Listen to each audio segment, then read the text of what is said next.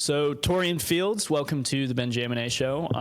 Finally excited to have you on. I know we had some schedule miscommunication earlier in the week. It was supposed to be earlier in the week, but I'm glad we finally got to make it work. We're making it work, Ben. We're making it happen, man. So, for those, yeah, of course. So, for those that don't know you, tell me a little bit about yourself, what you do, and how your social media started.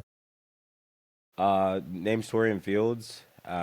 I'm an identical twin, military brat. I've lived a lot of places across the country, and recently got into running over the past year. I've been absolutely loving it. And as far as my social media, initially, straight out of high school, me and my twin brother started doing this stuff that everyone's doing now, which we really don't do, or maybe we've made changes to it. But we actually got on YouTube super early, like back when AdSense first came out and people were first getting paid to post videos and stuff. We called ourselves the Media Twins.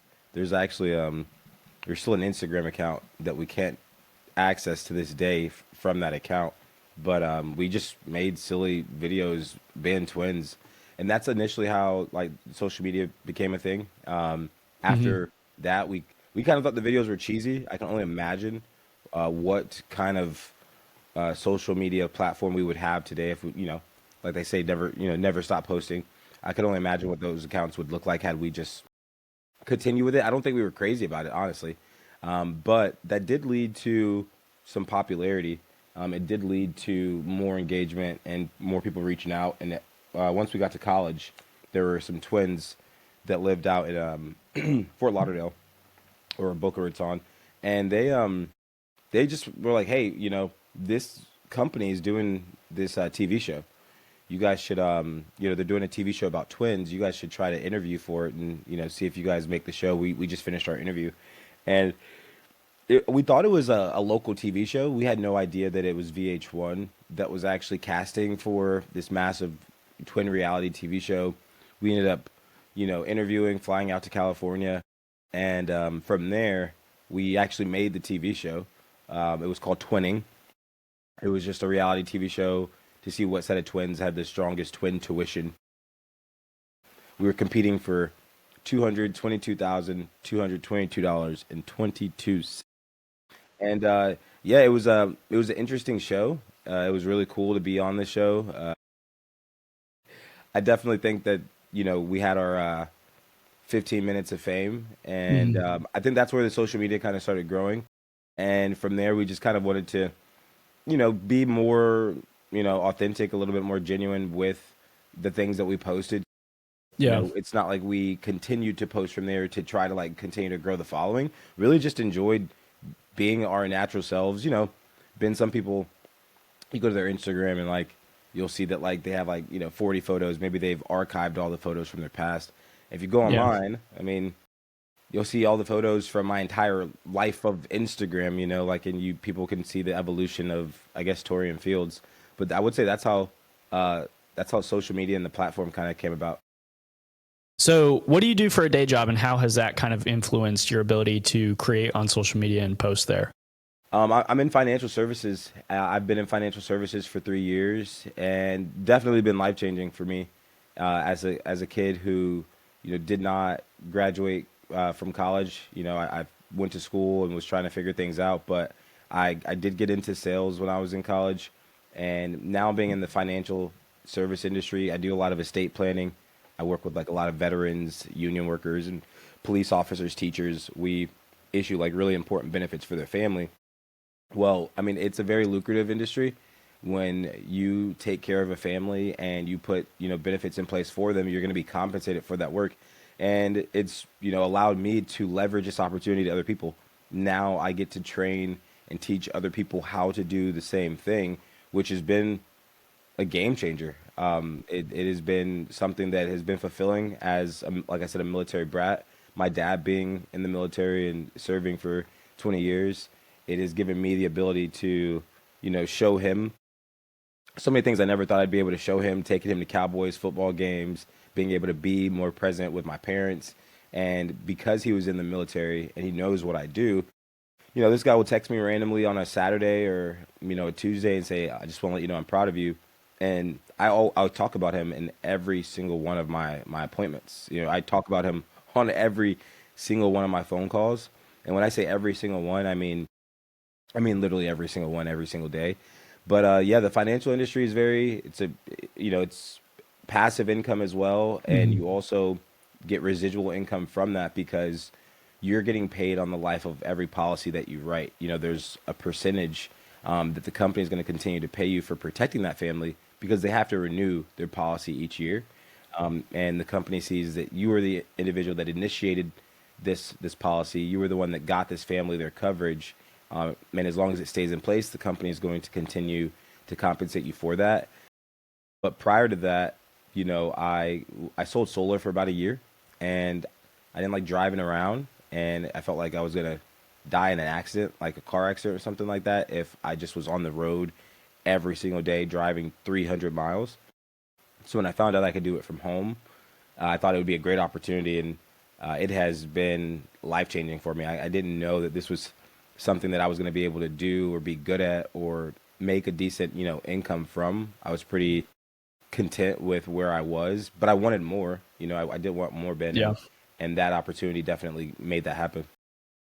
I think a lot of people have a bit of a misconception about sales in that they think it's somehow that it has a negative connotation around it and that you're trying to take advantage of somebody or that you are trying to just make a dollar, when really sales should be approached from a servant mindset, that you're trying to create value for somebody else and give them something in their life that is more valuable than what they're going to pay in return for it. So can you speak to sort of the servant mindset that you have when you're selling and how you take that into all areas of your life? I mean, Ben, for you, the fact that even is something that resonates with you is important because that is why I couldn't sell solar. Yeah, the driving was a lot. Yeah, I thought I was going to get into an accident, but I definitely did not feel connected to any purpose behind what I was doing. And, for me, I have to do things in good faith. I have to be able to have, like I said, fulfillment. Fulfillment for me is knowing that when a family member, makes a call to me that something has happened to their loved one, I want to be able to go file a claim for them. I want their financial situation to not be burdened by the loss of life. And so even when I'm, training individuals, even when I'm bringing individuals into this opportunity, that is something that I'm emphasizing heavily on, that we don't sell, we do serve. And your client is going to feel that if you are trying to sell them, if you do not connect with these individuals and it's too transactional, you're speaking too fast. And that's why I always try to, emphasize to the team that this has to be something that you just go in and have a conversation with this family, and you should not be thinking about a transaction or a sale at all. You should be thinking about how you can serve this family and how you can benefit them and how you can help them make a decision that's right for their family, that's right for their life.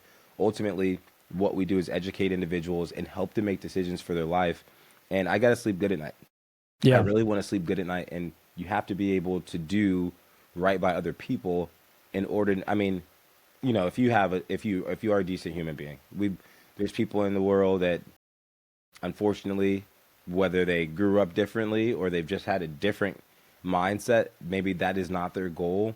My goal is not to be the number one person in the world, the number one producer in the world. And those things are incredible feats. Those are incredible things for people to be able to accomplish and obtain. But for me, I have one life to live, and I'm just thinking about how I can best live this life, how I can best serve this life. And it is going to be serving and being intentional with every single connection, every single family that I have. And they feel that, retention and quality is important. So I would say about 85% of the families that I serve, all of those, policies stay in place, they stay active, and they all save my contact information. I save all of their contact information, and we build a real relationship. And I think it's important for people, when they think about sales, to be able to just say, hey, are you serving a purpose? Are you doing well for another family? And do they feel a genuine connection with you? Or do they feel like this is just transactional? For me, it's different. I can remember vivid situations every single time, even from a client yesterday with, a husband and a wife and two kids, and the husband's, been through some things and trying to make changes for his life. And I can see him and his wife on the camera. He's asking all the right questions, trying to make sure that he can get covered. And then they go and protect their kids' legacy by adding, coverage to them as well. And I could just see them on the couch together, and I could tell how important that meeting meant to them. And that's what it means to me. That's what sales is about to me. Like that servant mentality that you were talking about, Ben. I think it's everything. Yeah, I love that answer. You mentioned that you didn't finish college, and I feel like as a society, we're moving away from the idea that you need this certificate and these 4 years to prove that you are worth something and that an employer would be willing to hire you. So what would you give advice to somebody that maybe they're an 18-year-old coming out of high school, they've just graduated, and they're trying to decide, do I need to go to college? What do I want to do with my life? In business in general, and then also if they want to get into financial services, what would your advice be to them? I would absolutely tell them to figure out AI as quick as possible. I would just tell them to figure out anything with artificial intelligence to an extreme, and I would tell them to spend at least 2 hours on it every single day. That would be the short answer. The longer answer, I would say they need to get out of their hometown, and they just need to surround themselves with individuals that have what they want. Like if they just surround themselves by people that have what they want. Me and my twin brother, while we did 2 years of community college back at home, there was a situation, with a little bit of racial profiling that made us say, hey, we got to leave our hometown. And that this isn't a place where we're probably going to grow. And we don't want to get stuck in a situation where, wrong place, wrong time, and it ends up changing our life. I would say, get out of your hometown, surround yourself with the right people, put yourself in a position to, whether you do go to school, whether you don't go to school, make sure that rather than just, hitting the parties and doing all the things that everybody else is doing, go find out where young people are crushing it. Sales is a huge place to do it. If you really tap into AI and you're trying to develop different things and you're able to find a way to, again, serve other people and make someone else's life easier, I mean, there's a good chance that you're going to come across something that is going to change the world. And the way that we are able to use technology today, it's things that even I have to continue within the financial service industry, continue to work with my partners and see how we can continue to develop things. If I was 18 or 19 years old, I would absolutely be seeking out every single opportunity and connecting and networking. And I even see some young guys doing that. And I'm literally seeing, Ben, a 19-year-old right now who has connected, and he surrounded himself by individuals that had what he wanted, showed him the plan. And this kid is now making about $10,000 a week at 19 years old. But because he's surrounding himself with the right people, he's not taking that money and just spending it on like luxury items and buying Rolexes and buying fancy cars. He's not flexing it at all. If you saw the kid on social media, you wouldn't know if he had $100 in his bank account, or maybe you would see that he had a little bit of money, but you wouldn't see that he was like flexing it, spending it on material items. He's surrounded by the people that are investing that money in real estate and other brick and mortars and stuff like that, and other producing income businesses. And I think that that's what I would absolutely tell any young kid to go do, is make the right connections and make sure that they know whether they go to school or not. There's a lot of opportunity in this world, and it's easier than ever before to find an opportunity whether you go to school or not and make it happen. And it's all, to some capacity, a different kind of education, and people have just got to find what's right for them. Hey everybody, just wanted to take a quick break to let you know that this episode is brought to you by Cowboy Revolution Apparel. They have great hats, great clothes. I love all their apparel. It's super high quality, and I know you're going to love it. So go over, check them out. The link's going to be in our bio. It's going to be in the show notes as well. You can get 15% off everything by using code VALIDSTUDIOS, all uppercase VALID Studios. You'll get 15% off site-wide, and we know you're going to love their stuff. They run promos all the time, so you can buy 2 hats for the price of 1, and we hope that you'll love it. Now let's get back to the show. Yeah, you've traveled all over the world. I can see that from, obviously, all the content that you've made. You've made content everywhere. What have been some of the places that you've traveled to that are necessarily your favorite, and also where have you found the most opportunity business wise? Dubai is definitely going to be I would say the number one on the list. It's from their tax laws and tax strategy, and the way that you're able to leverage your income over there, to the culture, the safety, just how clean the city is. And honestly, the architecture is beautiful.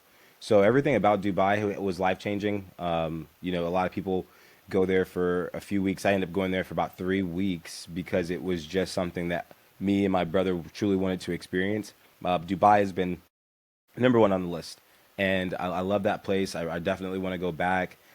Just got back from Tokyo last month, and Tokyo also just showed me, how, sometimes control is good, like the good control, because I was looking at things and people were saying, Tokyo is a certain way because of the way the municipal laws and stuff are, but you don't see a piece of trash on the ground. You actually hold your own trash until you find a trash can. You don't see people screaming at each other. You don't see people like honking at each other in the roads. Everyone is very cordial. Everyone speaks very calm. And so I was like, man, if this is the kind of control that, a city or country has, and, to keep things like peaceful, some of these things may have to happen because these individuals didn't look upset. They didn't look mad. They looked very happy and they were enjoying their lives.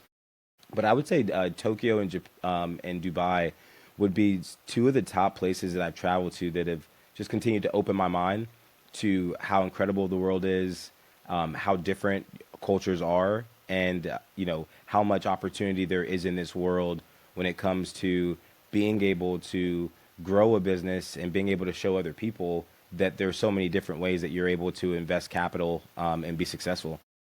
Yeah, I just want to build on something you said there because just as a clarification point, and you can tell me if I'm way off base on this, but I think what you meant by control was not necessarily governmental control, but societal and cultural control, because especially Asian countries in general have a culture of taking care of each other and being a servant and putting other people before yourself and not being selfish and taking the attention for ourselves. And that's something that we definitely have a culture of here in America, is everything's for me. Wealth is for me. I want to be famous. I want to be in the public eye. If I want to leave my shopping cart over there, somebody else will get it, but that's definitely not the culture over there. So how could we as a society and as a culture change that to be more like the Asian countries? It's just like when you step out of your house, when you step out of your house, it should be again like a serving purpose. For me, because like every single one of us, we're just individuals, and we think that because we're just one person that we have little impact on our society, and it's just not true. And I believe that it starts with like your mindset when you step out of your own home, out of your own sanctuary, from how do you speak to people when you're on the road and you're driving, to opening the door for somebody at a gas station, to picking up a piece of trash when you see it on the road when like I'm running, to me holding my own trash and my own gel packs, when I'm taking it out of my pocket, to fist pumping the guy that's running next to me who's running by me because he looks like he's on like a 10 miler. I'm running and I'm crushing it, and I'm on, a 17 miler, and that fist pump, gave me all the energy and courage that a gel pack can't do to keep going. I think it all comes down to how it is and who you are when you step out of your home, and what are you thinking about as the person that you are. And if we each could develop a slight more sense of courtesy, respect, and thought for our neighbors and our community, this world, America, the sweet country that has been built on so many incredible, core foundations, would be a much stronger, more unified country. Yeah. I want to give you a compliment here, because similar to the way that you were talking about that people can tell in sales, whether you're trying to sell them something and whether you're being transactional or whether you're trying to provide value for them. In the same way, in social media and especially on your page, I think you can tell that everything is so detailed and so nuanced and put together and stitched together so beautifully that you can tell that it's a labor of love and that it's not something that you're trying to do for wealth or fame or to put the eyes on you. Instead, it's something that you clearly love to do, and it's something that you invest a lot of time and effort into just for the love of doing it. So can you speak to how content creation is still a part of your life and how it's impacted you in business as well? Man, that one, that one got me a little emotional. The reason why I felt that is because I feel that, like I said earlier, I believe that I have one life to live. While we all look at social media, in different ways, I also look at social media as like this, like, it's going to be the only thing that is going to be left behind that anyone around the world can go see when you're no longer here. People are going to be able to look at that, and people are going to be able to see that. And not that it's unintentional. It's so intentional at the same time, because I'm just being who I feel like my God has called me to be, and I'm not a perfect man, and trying to be like the child that my parents raised as well. But I just want to show love. I just want to show, I want to share the success of other people. I want to build a sense of camaraderie where people feel like at least my social media and my platform is a place where people feel welcome.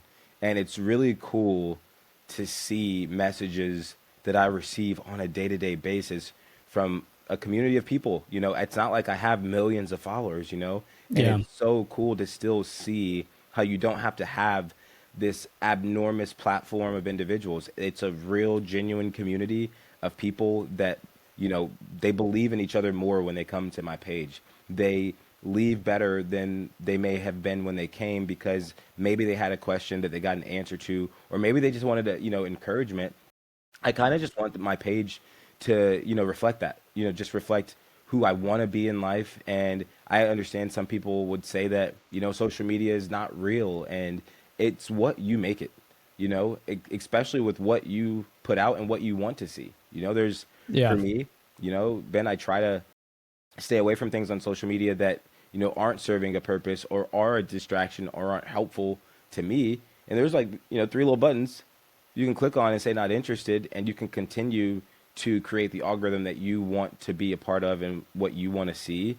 And for me, Ben, I think it's just trying to, be like, hey, you make your mark here, and, what you do and the purpose that you serve is going to be something that other people resonate with. And having one life to live, it's just been kind of a motto for me to try to, embody that. Yeah. So you brought up obviously all the different experiences that you've had traveling because of your job and because of creating content. I have something that I posted on X here not that long ago. It said, money is an infinite resource and the quest to acquire more of it is never ending, but time is a completely finite resource that we measure not in how much of it we can acquire, but instead how well we can spend it. So how have those experiences changed your life, and how have they been formative in who you are as a businessman? And then also, as you continue to create content, how has that evolved as a result of, as you mentioned, you notice how clean and how respectful Tokyo was.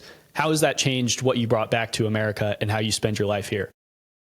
I felt that there was a sense of time. I felt that there was like this part of time where money was extremely important to be able to do the things that I wanted with my life.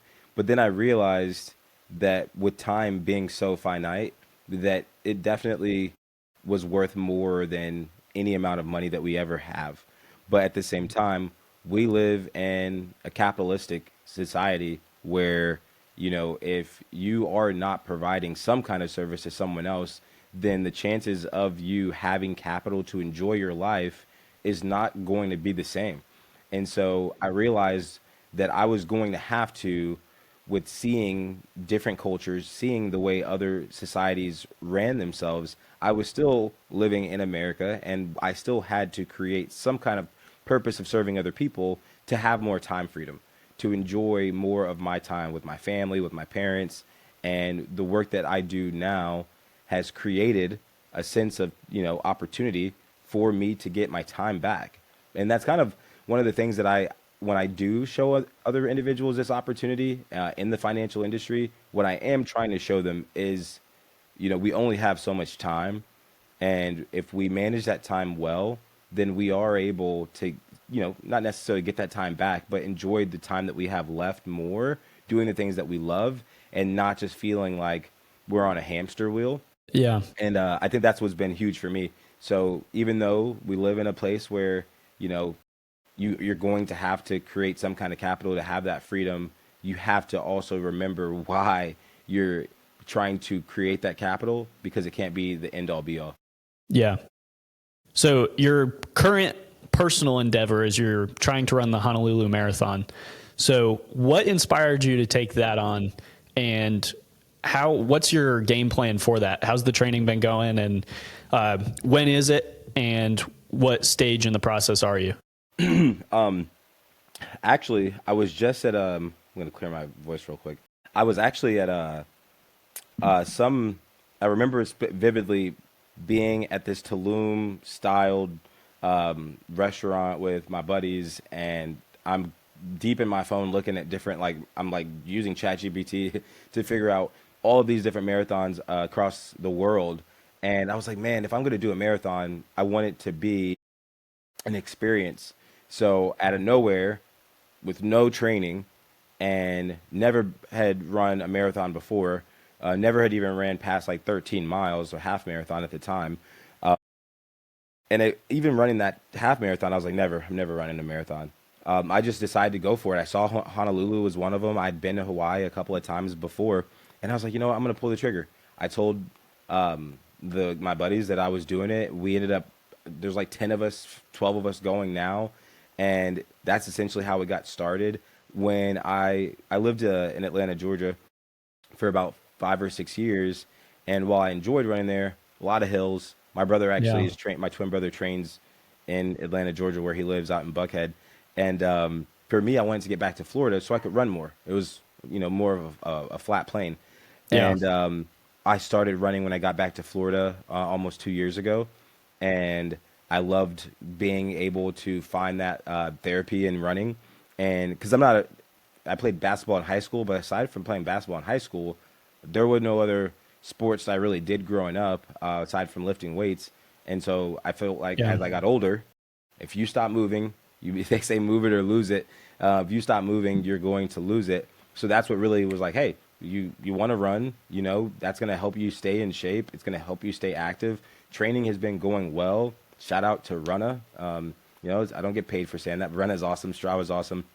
I love that Runna has a real full training platform that is actually making this marathon possible. I got to be honest, I don't even know there's no way my training would be the same if I wasn't using the Runna app. I'm sure there's other apps that are similar to it, but there's a full program for it. I actually, for the first time ever, or maybe this is my second run in training that I didn't finish, which was last night. I was running a 19 miler, and I had switched shoes recently and switched some soles, and it caused some blisters, and I was wearing blister tape last night, but I didn't let them heal all the way. They weren't even bad, but because I didn't let them heal all the way, when I was at my 6 mile last night, I was I felt some coming back on my left foot, and I was like, you can't keep going because it's going to just mess up all of the rest of your training. So I called my brother for him to tell me I was an idiot. I usually call him for him to tell me that I need to stop doing something. And so he was like, yeah, he's like, I'm at dinner, what's up? And I told him, I'm like, man, I'm on the 6 mile of my 19 miler, and my feet, if I keep running this, I know I'm going to make this way worse. And he was like, call an Uber. And I was like, all right. He was like, call an Uber. And I was like, all right. He kept saying it over and over again because he knew I wasn't going to call an Uber. And because he said it 10 times, I decided to call an Uber and take a ride back to my house. So it was only a 6 mile run, but I'm happy because I do want, let me tell this individual that I'll give him a call back. I do want to be able to have the best training, and I want to make sure that the marathon does happen, and it's on December 14th. So I do not want to risk any injuries, right, at this point in my Yeah. training. So I was like, you know what, pump the brakes. I'm not going to run today either. Actually, probably going to do some like actual cream and stuff to my feet so I can actually help, just like massage them and keep them healthy and stuff like that. But yeah, I mean, that's how the marathon came about. And I don't truthfully believe that it'll be my last marathon. And I'm going for sub 4 for my first marathon. I would like to run sub 4. And if I can just, get it to about like a 850 pace, I think that we're working with some good stuff there.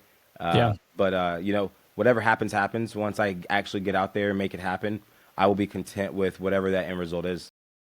Yeah. So when I first asked you to come on the pod, I actually had no idea that you were doing the marathon until we had started texting back and forth a little bit. And I don't know if you know, but I'm a collegiate runner. So I run collegiate track and field, and I totally understand everything that you just said, especially with the blisters. I literally just dealt with that 2 weeks ago, where I had to take like a week off because I was getting midway through a workout, and I mean, my foot was bleeding through my shoe. And I was like, I need to shut this down because this is going to be a problem for so long. But within that, I understand all of the lessons that running can teach you.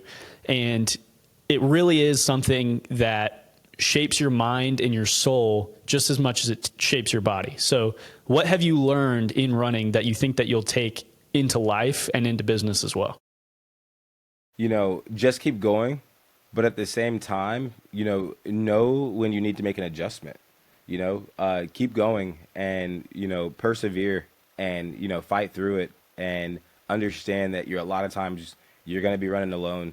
A lot of times it's going to get dark. A lot of times you are going to feel like it's never going to be over, and it's never going to end what you're going through. But on the other side of it, if you just keep going, the perseverance and, the reward of accomplishing everything that has so many trials and tribulations is always worth it. And that is why I run. And when you asked me to be on the podcast, I thought it was because you saw that I had just got into running.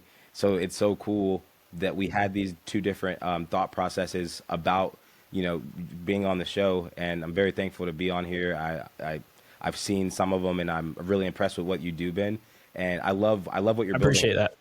I look at even what you're doing right now that also ties right back into the question that you just asked me. And you have to keep going.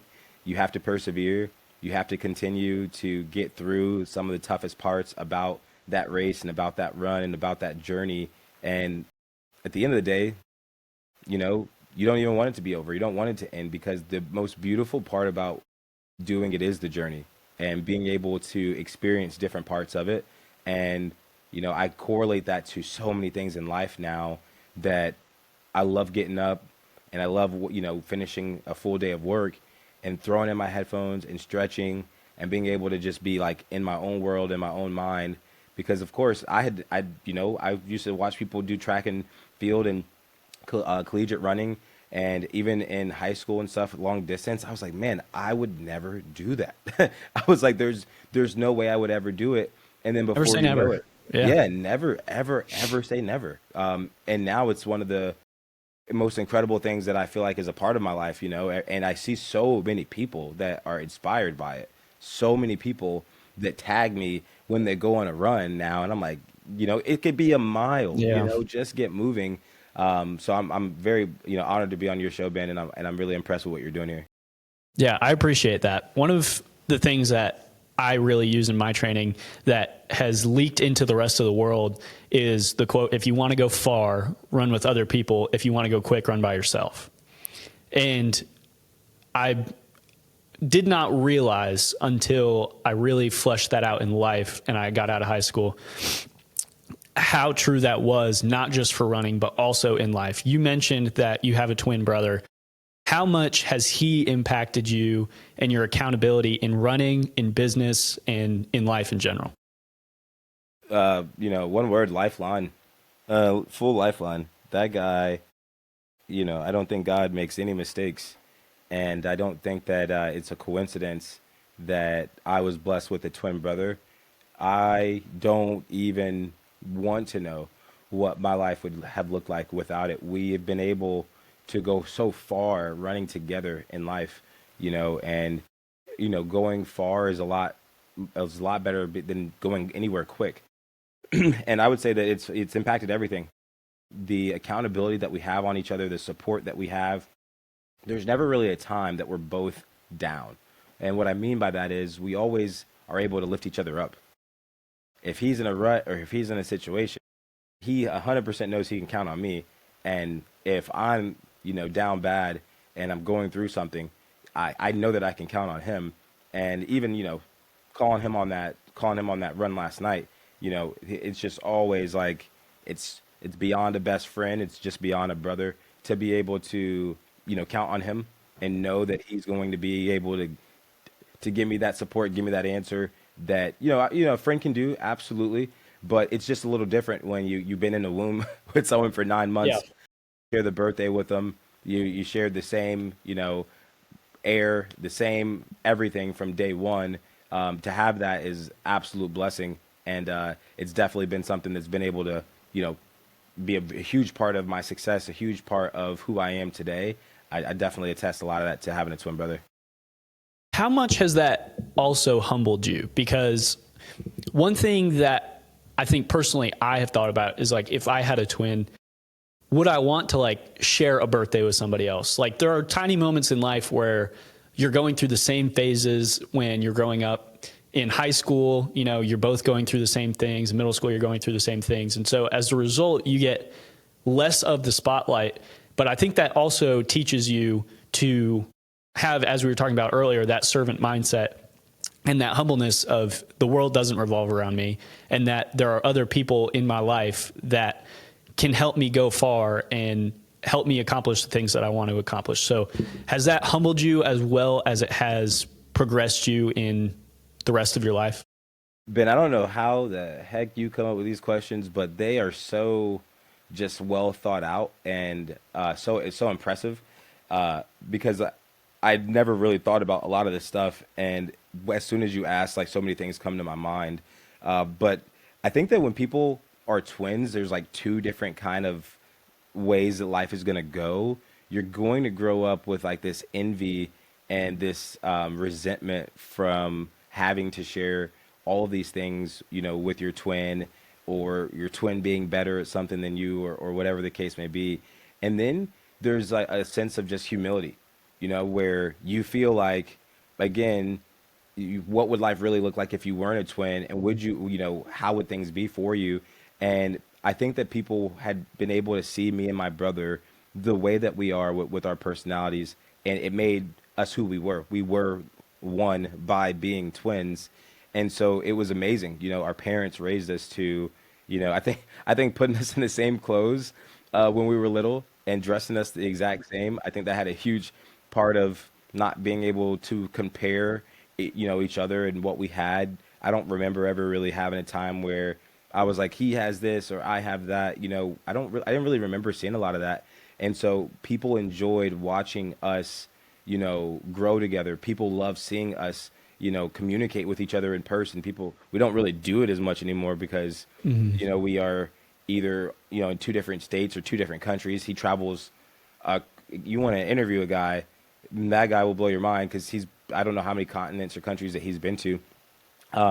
So maybe he would be great for your show, but man, the level of humbleness that you have being a twin, it absolutely has humbled me. And I just want to celebrate him. I feel like anything he accomplishes, I do, so I feel like I get, double the rewards, and I get to watch him go do so many incredible things and cheer him on. And to be like, that's your brother, that's the guy that you were born with, it always is. I feel like there's always enough room to go around. There's always enough space for both of us to be our own person, our own people. And when you know that, then it makes things a lot easier for you to feel like, you're not competing, but you are, it's unity, and he is a part of who I am. I am a part of who he is.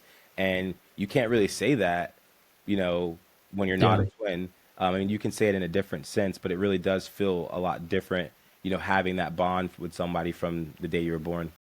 Yeah, you got very lucky having what some would call a built-in best friend, given by God. So I I envy you in some ways, but also I think there's a lot of people like me. I grew up with all sisters. I have three sisters, so a lot of girls in my house. But I never really had. I mean, I had really close friends, but there's a lot of people and a lot of young men that don't necessarily have that one dude that's like ride or die with them. They can lean on them for everything.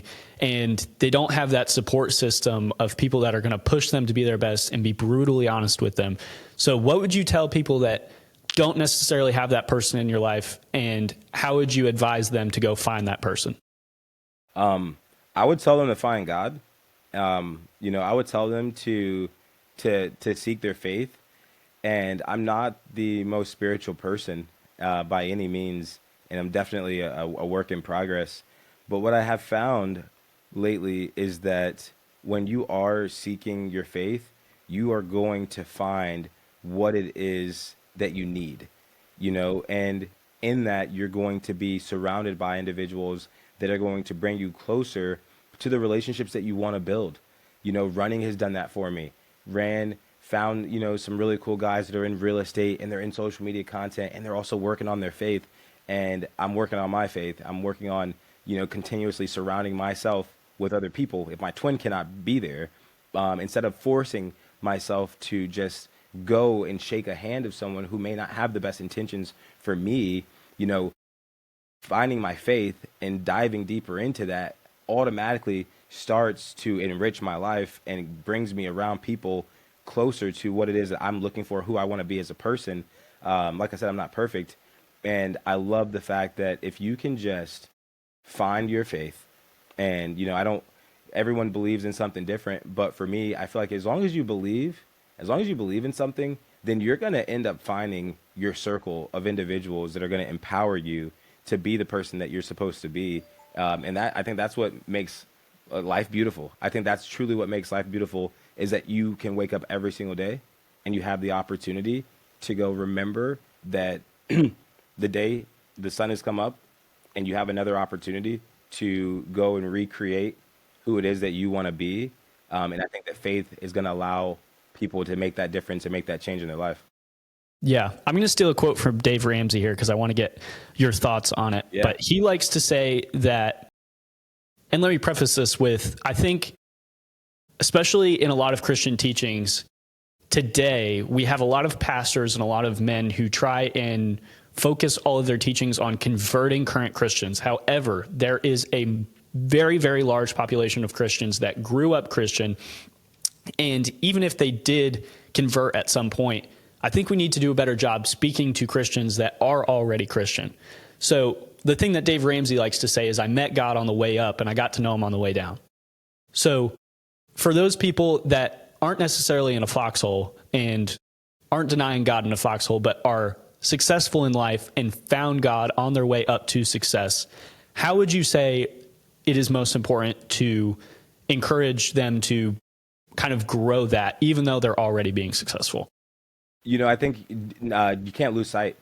You just can't lose sight of, what you as a child, in what you believed in, and what was instilled in you when you were little, because it's so easy to, I feel like, lose that sight when everything gets going and things get going great, and you start, being in the circles of individuals that see things a little different than you, and on that way down, and the way I see that quote is sometimes, it is so easy for us in these circles to maybe, lose a little bit of sight.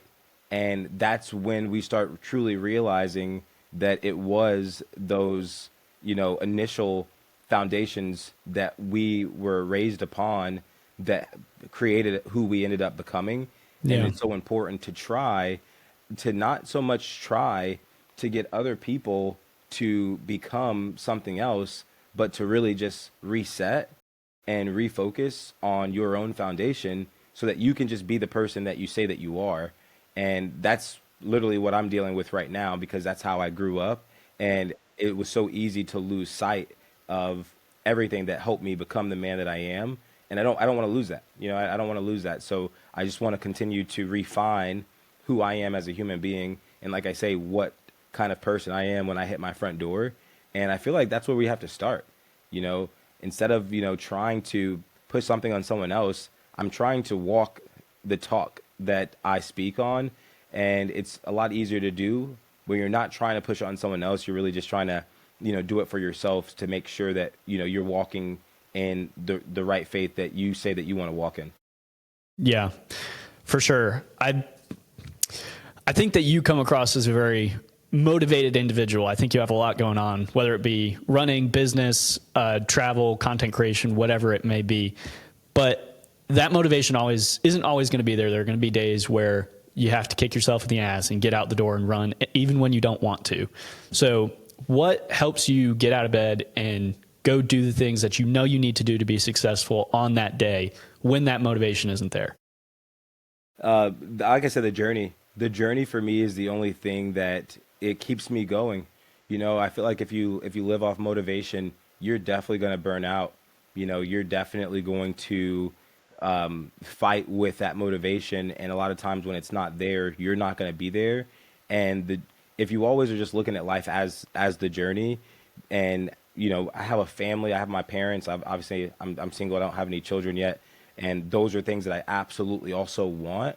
And so I know that I have to continue to, wake up every single day and stay disciplined in the things that I want to do and want to become, so that I can continue to, give a future family what my parents gave to me. So I would say that the journey itself and having a circle of individuals that is the vitamin D for me, is the sunlight for me, is the energy for me, and how you can pour that into other people, how you can go and take the cup that you have and pour it into someone else. I live this life where I do have the ability, and I've been blessed with the opportunity to go pour into someone else. God has given me the energy to go tell someone else, I hope they have a good day. He's given me the energy to go show someone to do something that maybe they didn't know how to do. And every single day, I get to show other people, instead of just telling them what to do, I get to show them how to do certain things. And for me, waking up and getting out of bed every day is easy for me. It is easy because I've been blessed with opportunity, and I've been blessed with the platform to just be able to show someone else that they can do it. Whatever it is that they want to do in their life, they can do it. And Ben, truthfully, I feel like, I feel like we're still at the foundation. I think that's the beautiful part about the journey, is that I feel like we're always at the beginning if we want to be at the beginning. And so there's so much more to do, to serve, and to accomplish. Yeah, we're just babies. In the grand scheme of things, we're just babies. But you mentioned that you didn't have kids yet. I don't know if you want to have kids one day, if you don't. But for a quick second, imagine that you have a son in the future, and he is in the twilight days of high school. He's thinking about going to college. You have one last piece of advice that you can give to him before he moves out of the house and he goes on his own way. What are you going to tell him to take with him into his future? Love on every single person that you come across. Just make sure that they feel the sincerity in your heart, and to love on those individuals that you come across. I feel like when you can just give someone such a, subtle piece of advice, and they can take that, I think that they will just have a better life. I could tell them to, go do something great and make smart decisions and stay out of trouble. But at the end of the day, I just want us to live in a kinder world. I want to raise a family of individuals that, they love on people first, so that they can be a man, so that they can be a human being, and have morals and have this, sense of a compass where it's going to lead them in the right direction if they just lead with love. That's what would be probably the biggest piece of advice that I would tell, my son or my daughter that is, stepping out into the world all on their own. And, God willing, I do believe that day will come, and I'm looking forward to it. Yeah. Torian, one day you and I are both going to die. It's not an if, it's a when. It could be tomorrow. It could be next month. Are you looking at my presentation script? I promise I'm not. It's definitely in there, Ben. It's definitely in there.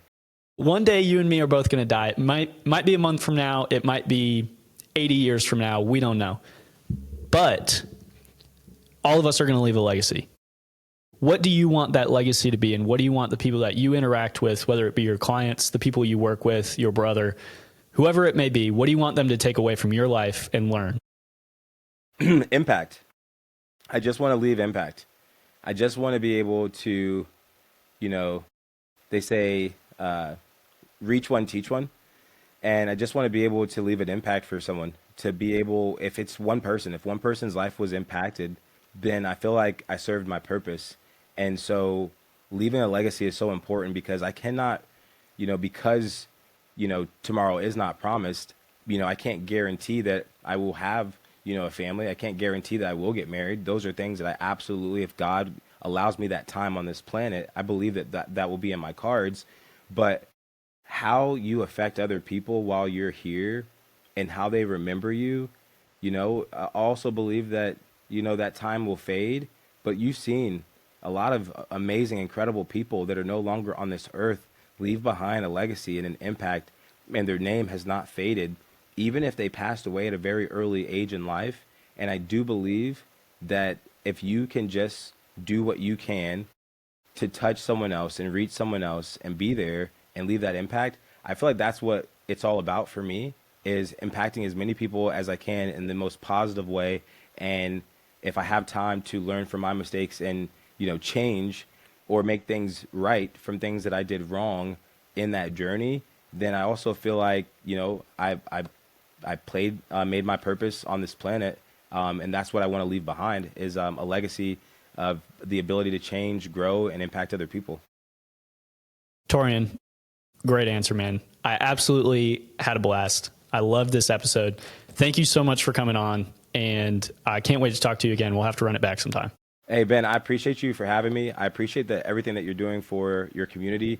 I can tell that you're led by faith. I can tell that you're led by integrity, and everything that it is that you want to accomplish in your life. I ask that you keep doing it, because the individuals that you're going to impact on this life is not going to just change hundreds or thousands. It is going to change millions of people's lives. It's such an honor to be on your show, and I can't wait to connect with you again in the future, Ben. Thanks so much, everybody. We'll see you in the next one.